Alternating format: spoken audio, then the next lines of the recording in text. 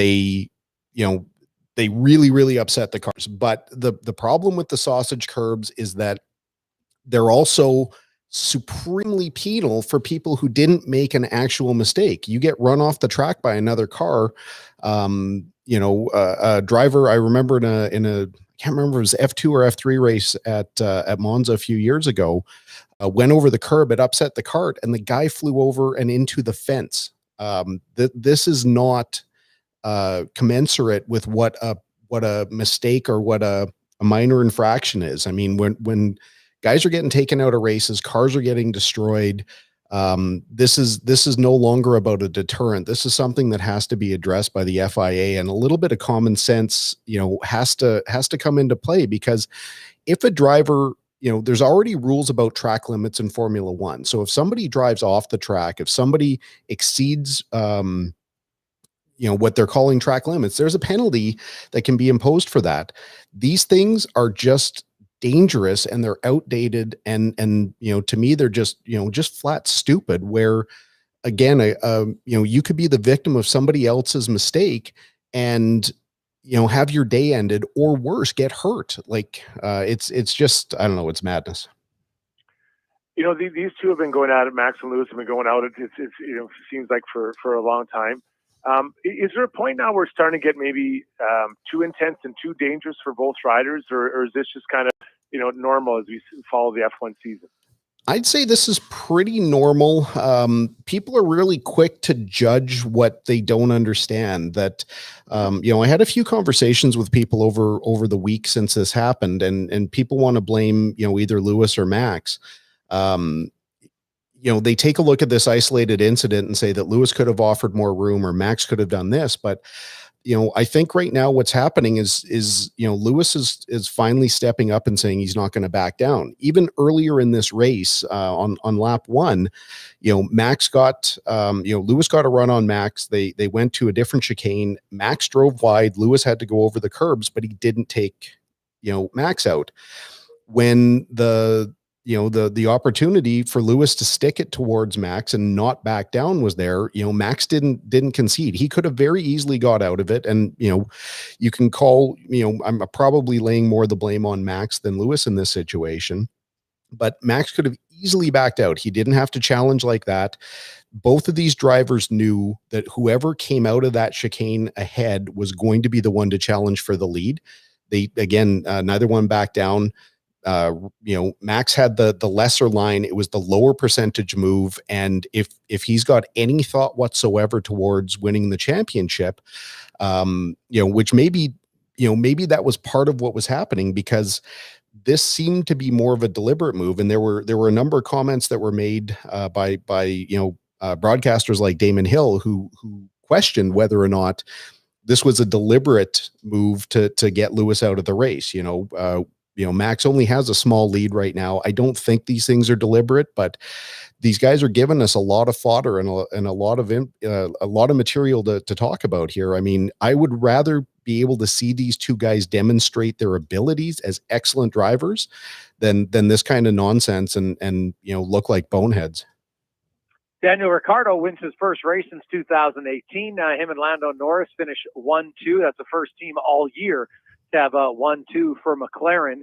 And we're near the, now obviously, the two leading guys went out. So, if you want to say an asterisk, sure, but they won the race, and hey, that's all that matters. But when you look at kind of moving forward, Colin, the competition, do you think that next year it's going to be more fierce, and we're going to see more than just like two? Because right now, Hamilton and Verstappen, it's clear they're finishing 1-2. It's just going to be a matter of who's 1-2. No one else is really close.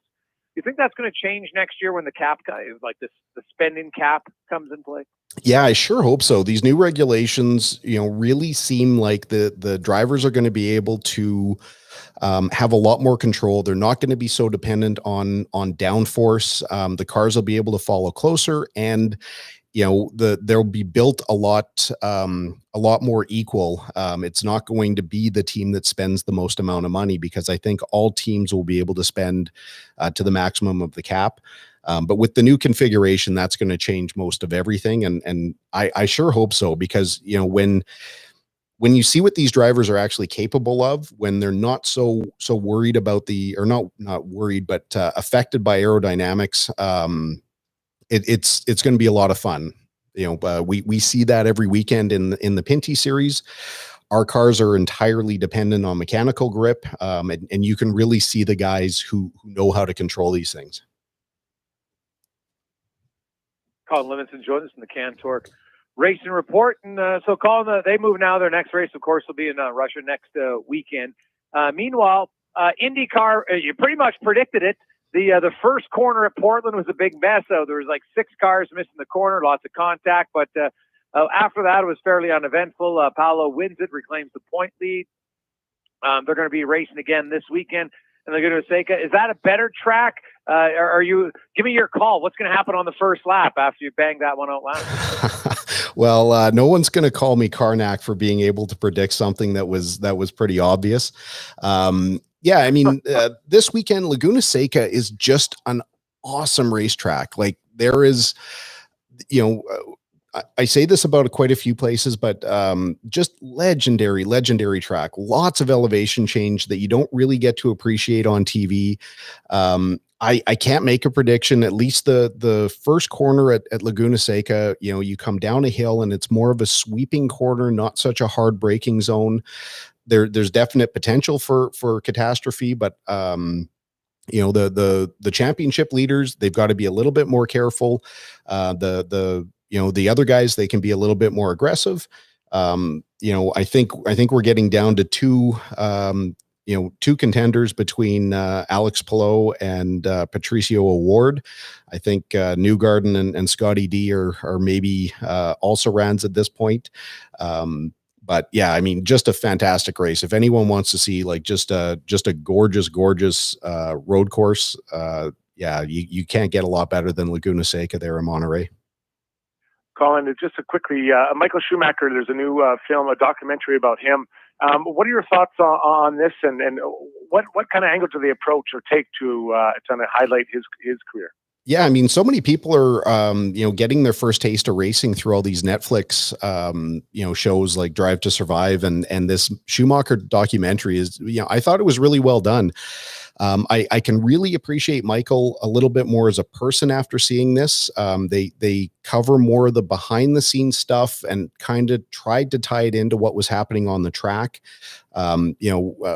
My first real exposure to Michael was when Villeneuve was challenging for the championship in '97. We all suspected that when Schumacher made contact with him, that it was a deliberate move. People will be debating that forever, but no, it was really, really well done. And again, anything that gets more eyes on the screens and gets more people, focused on racing, I'm in favor of. We just need to start getting more people out to actual racetracks.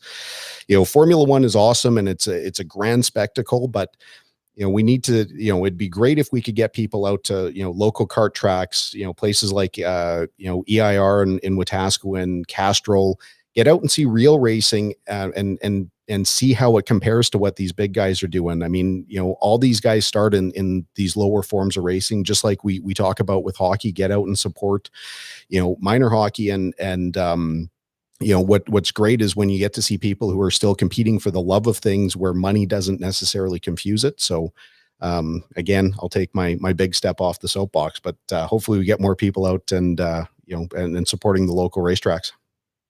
Well, you mentioned the local racetracks, and it's funny because NASCAR, they're talking about the LA County Coliseum. They're going to turn it into like a quarter oval. That's basically the size of the Wetaskiwin track. Am I not right on that, Colin? So you're going to have all the NASCAR cars on that size track. Like, it seems crazy. It is insane to me why the top level in stock car racing continues to try and turn things into things that they're not. They configured Bristol Motor Speedway into a dirt track, which I still don't understand. I think that was a colossal mistake. And now for the Clash, now it's an exhibition race. Not every car is going to be on track, but last year there were 21 entries where these massive stock cars are going to get on basically the running track inside of LA County Coliseum, and run. I don't know, like, we put on a pretty good show at Wetaskiwin, but our cars have 300 to 400 horsepower less. I don't know. I don't know. There's so many great tracks that NASCAR could be going to, and so many great venues that would replicate what's going on. These guys are a lot smarter than I am, and they obviously have some goal in mind. But I honestly, I just don't get it. Colin, always good to catch up with you. Quickly, give me your thoughts on the Schumacher documentary on Netflix. Have you seen it? What do you think? I saw it just after it went live yesterday morning from about 4:45 until about 6:15. I really enjoyed it. I mean, it's great to see, Michael more as a person than as a hard-nosed race car driver. Again, really, really well put together. Highly recommend it. Awesome. Thanks for your time as always, Colin. We'll talk to you next week. Sounds good, guys. Thanks a lot.